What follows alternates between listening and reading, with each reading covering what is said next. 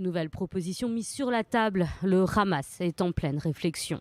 Le Hamas a reçu aujourd'hui la réponse officielle de l'occupation sioniste à la proposition présentée aux médiateurs égyptiens et qataris le 13 avril.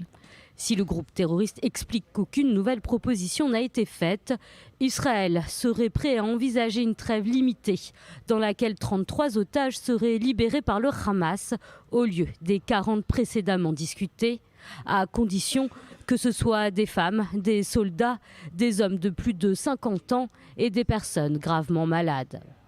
Le deal initial prévoyait la libération de 900 terroristes, dont 100 condamnés à la prison à vie, contre 40 otages israéliens.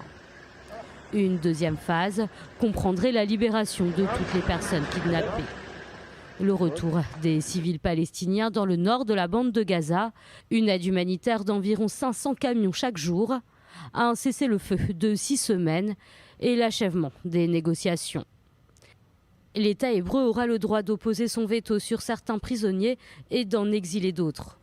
Face à ce nouveau deal, le Hamas a expliqué qu'il ne céderait pas à la pression internationale, mais qu'il était ouvert à toute idée ou proposition prenant en compte les besoins et les droits du peuple gazaoui.